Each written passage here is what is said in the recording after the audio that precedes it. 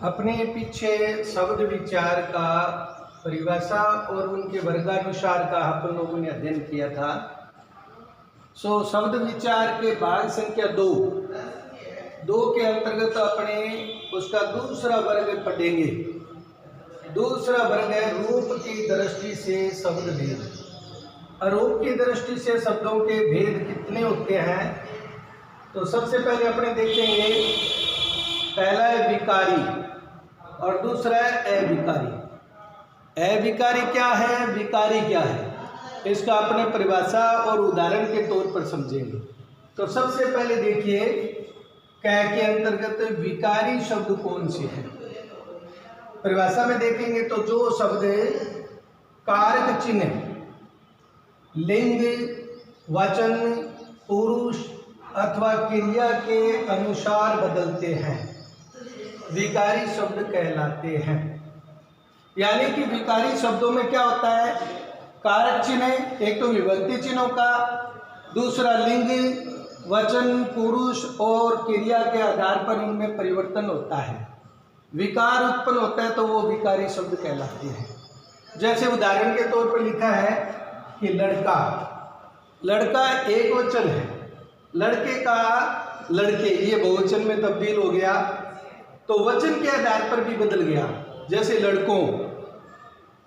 तो ये विकारी शब्द का इस प्रकार परिवर्तन होता है। अब विकारी शब्द होते कौन कौन से हैं, अपने सामने एक नंबर पे दिया हुआ है संज्ञा, दूसरा है सर्वनाम, तीसरा है विशेषण और चौथा है क्रिया। ये थे विकारी शब्द, संज्ञा, सर्वनाम, विशेषण और क्रिया। अब 6 नंबर पे अपने अविकारी शब्द। अविकारी शब्द कौन से हैं, उनकी परिभाषा, उनका रूप कैसा है, उदाहरण क्या है, तो वो देखिए। अविकारी शब्द सदैव एक रूप रहते हैं, उनमें किसी प्रकार का परिवर्तन नहीं आता, इन्हें अवयव भी कहते हैं। जैसे कल में किसी प्रकार का विभक्ति चिन्ह, लिंग के आधार पर कोई परिवर्तन नहीं होता। तब, आज, परंतु, लेकिन आदि ये शब्द जो वाक्य को जोड़ते हैं, तो वो सारे के सारे अविकारी कहलाते हैं। अविकारी शब्द कितने होते हैं वो देखिए। नंबर 1 दिया हुआ है क्रिया विशेषण, दूसरा है संबंध बोधक, तीसरा है समुच्चय बोधक और चौथा है विस्मयादि बोधक। तो ये इस प्रकार ये 4 अविकारी शब्द है। क्रिया विशेषण, संबंध बोधक, समुच्चय बोधक और विस्मयादि बोधक। अब अपने तीसरा वर्ग देखेंगे। शब्द का तीसरा रूप है रचना के आधार, रचना की दृष्टि से शब्द भेद। ये वर्ग है तीसरा, जो रचना की दृष्टि से भी शब्द का भेद होता है। तो वो 3 है। एक नंबर पे रूढ़, दूसरा है यौगिक और तीसरा है योग। ये तीनों प्रकार रचना की दृष्टि से शब्द बने हैं। तो रूढ़ शब्द कौन से हैं, यौगिक शब्द कौन से हैं, योग रूढ़ कौन से हैं, वो अपने परिभाषा या शब्द की पहचान के आधार पर देखेंगे। तो सबसे पहले देखिए रूढ़।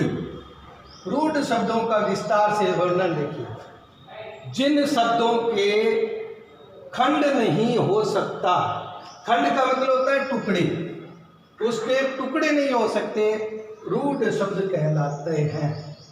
जैसे उदाहरण के तौर पर पानी, पानी का हम टुकड़े नहीं कर सकते। पा प्लस नी, पा का कोई अर्थ नहीं निकलेगा, नी का भी कोई अर्थ नहीं। हा थी, हा का कोई अर्थ नहीं है, थी का भी कोई अर्थ नहीं है। घर, ता प्लस ला, इस प्रकार उसके टुकड़े नहीं होते।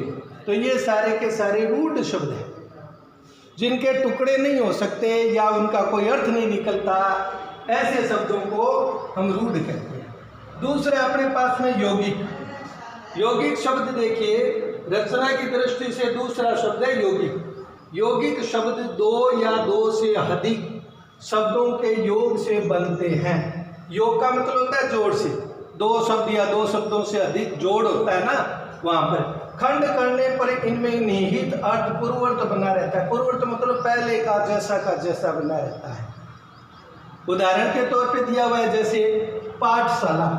पाठशाला का हम संधि विच्छेद करके देखेंगे टुकड़े, तो पाठ प्लस शाला, इसी प्रकार विद्या प्लस आल्य, पुस्तक प्लस आल्य, हेम प्लस आल्य, ये सारे के सारे यौगिक शब्द हैं, जिसमें हेम का अर्थ भी निकलता है, आल्य का मतलब भी अर्थ निकलता है। हेम का अर्थ बर्फ, आल्य का मतलब स्थान, जहाँ बर्फ का स्थान है वो हिमालय। पाठ, जहाँ पर पाठ किया जाता है वो शाला। ऐसे ही अंतिम है योग रूप, यानी कि रचना की दृष्टि से तीसरा शब्द वेद है योग रूप। ऐसे शब्द दो या दो से अधिक शब्दों के योग से बनकर किसी नए अर्थ के लिए रूढ़ हो जाते हैं, उनको योग रूढ़ शब्द कहते हैं। उनके टुकड़े होने पर, योग करने पर दोबारा कोई नया अर्थ यानी कि रूढ़ अर्थ निकलता है। जैसे पंकज, पंकज पंख प्लस जय, पंख का अर्थ होता है कीचड़, यानी कि कीचड़ से उत्पन्न, जैसे मछली है, शंख है, इस प्रकार ये पंकज का अर्थ होता है। पंख का मतलब होता है कीचड़, कीचड़ से पैदा होने वाले, तो इनका योग रूढ़ के अंतर्गत अपने अध्ययन कहते हैं। तो ऐसे शब्द योग रूढ़ कहलाते हैं। तो ये था शब्द विचार का दूसरा पार्ट, दूसरा भाग, जिनमें अपने दो वर्गानुसार का वर्णन किया।